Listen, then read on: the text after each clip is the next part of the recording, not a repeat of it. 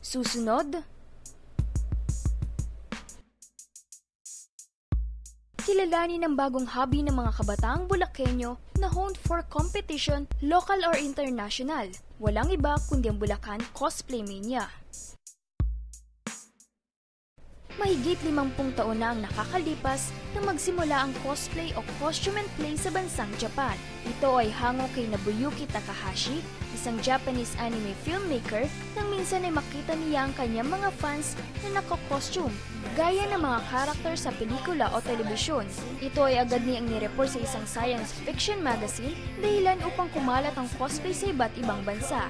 At maging dito sa Bulacan, ay nakarating na rin ang impluwensya ng cosplay. Actually kasi yung Bulacan Cosplay Mania, parang nag-start lang siya parang katuwaan lang ng magkakaibigan. Sa prod ng Mascom, ng ganun, sa school namin, parang production lang. Kami yung kinuwang actors para maging live action, yung isang anime. Tapos parang dahil doon, napag-usapan siya, tapos parang kung ano yung pinortray na inact namin doon sa production ng Mascom. Parang yun yung unang characters na kinosplay. Main reason talaga. Yung una talaga parang for the sake of parang hobby lang kasi namin. Fan talaga kami ng mga anime. Parang na-open na yung mind namin kung ano talaga yung cosplay. Bakit nga ba nahilig ang mga kabataang ito sa pagko-cosplay?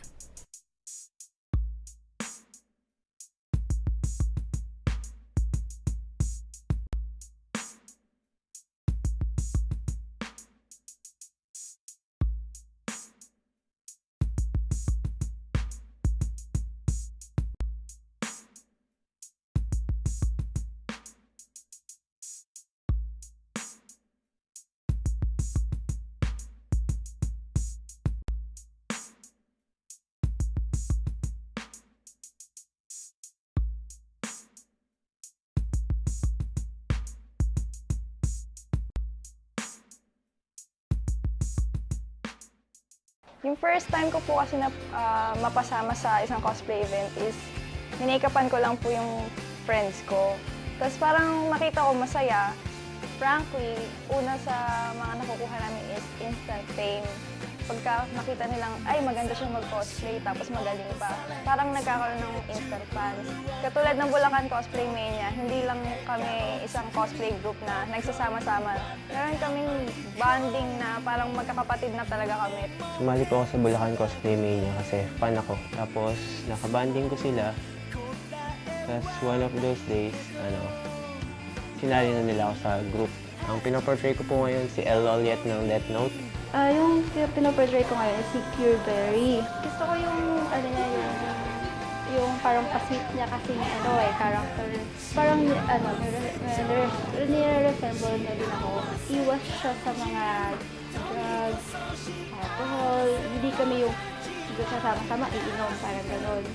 Parang nakakapagkwentuhan kami, nakapagsaya kami.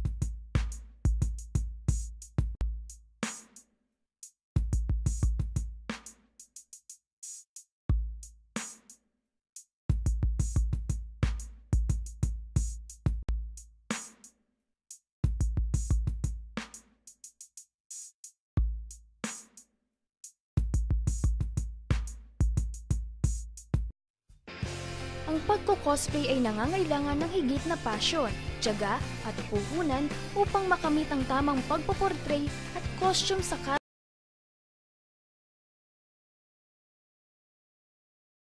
na nais mong i-represent. Simple lang naman. Siyempre, hindi maiwasan yung gastos, pero kailangan lang din. Ma-resourceful, saka creative sa paggawa ng props ng mga costume. Kumaga, ang kailangan mo lang talaga, passion sa pagko-cosplay, tas love dun sa character. Kasi kailangan, hindi mo lang basta suot yung costume niya. Kailangan, parang kilala mo rin yung character na yun para ma-portray mo siya ng maayos. Depende, kasi pagka yung mga tela lang, ito, mga nagagawan to ng paraan. Kumbaga, pwede mong ikaw yung bumili ng tela, tapos labor na lang. Tapos yung labor, kaya ng mga 200, 300, gano'n. Yung iba naman, depende sa costume. Pag yung pinapagawa lang namin, yung mga gawa sa rubber sheets, yung mga armors kasi, yung gawa yung sa rubber sheets, pwedeng umabot ng mga 5K, gano'n. Pero pinag-iipunan din namin para makapagpagawa kami ng costume. Kahit sa amin na matagal na nagko-cosplay, burden pa din siya. Kasi, totoo lang, magastos nga. Pero kasi, pagka talagang nagkaroon ka talaga ng passion na parang para mag-cosplay, malamang worth it kasi talaga siya. Napansin na rin ng Bulacan Cosplay Mania sa dyaryo at telebisyon. Nakilala rin ng mga ito sa iba't ibang kategorya. Sa katunayan, isa sa kanilang member ay napili ng cosplay industry bilang cosplayer representative ng Pilipinas sa Singapore. Siguro financial, meron akong kuha. Minsan kasi na-hire kami sa mga malls, like sa Trinoma, sa SM, Cyberzone, sa MOA, sa SMX, mga car shows, yun. Nag-hire sila ng mga cosplayer para mag-cosplay. Tapos, maganda rin naman yung pay. Unang appearance namin sa TV, sa Sweet Life, Channel 7. Tapos, sa AHA, Channel 7 din. Tapos, sa Diaryo, before, sa Manila Bulletin. Tulad ng isang member namin, siya yung representative ng Philippines na sa Singapore this coming August yata for isang con. Kasi nanalo siya ng isang convention before. Most din dun sa mga members namin, lalo yung mga female. Appear sila sa TV madalas. Ako naman before, meron akong contest sa Sinagan, international contest. Tapos may prize kami na from Korea, pina-ship lang siya. From Level Up Games. Tapos yun, yung pictures ko na sinabit ko, naka-feature dun sa art book na yun. Isa sa siguro pinaka-award na proud kami. Nabigyan kami ng certificate ng recognition sa pinakamalaking event dito ng cosplay dito sa Philippines, yung Cosplay Mania. Ginanap siya sa SMX, sa MOA. And out of 7 groups, isa kami dun sa napili. Pero parang natuwa talaga kami na kahit hindi namin intend na makilala yung group. Para sa akin, pagka-cosplay kasi parang personification niya nung character na gusto mo. Parang maraming itulong to sa mga kabataan ngayon. Aside from being imaginative, creative, so yung social bonding na sa ibang tao na improve din. Para po sa akin, yung pagko-cosplay po, ini-express mo lang yung idea mo, yung paghanga mo sa character, yung favorite character mo. 4 years na po akong nagko-cosplay ngayon at wala naman po akong nakikitang masama. Nag-e-enjoy ako, nagkakaroon ako ng maraming kaibigan. Pero kung gusto mo lang talaga mag-cosplay, hindi mo naman talaga kailangan ng bongga na costume. Kahit yung mga simpleng costume lang. Basta nag-enjoy ka sa ginagawa mo, yun, masasaya ka.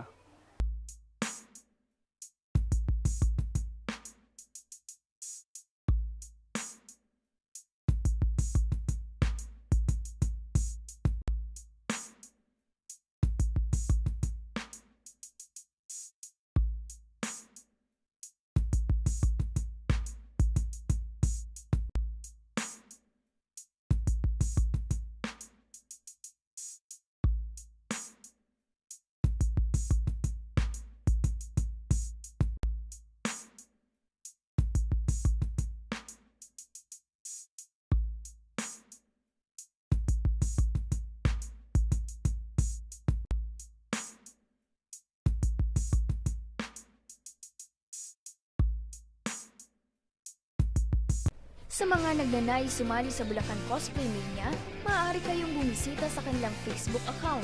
I-type lamang ang Bulacan Cosplay Mania. Pero bago iyon, higit na binibigyang pansin muna ng kanilang grupo na makilala ng husto ang miyembro bago mapabilang dito. Bali sa lahat ng interested sa cosplay, tsaka sa lahat ng mag-cosplay, especially dito sa Bulacan,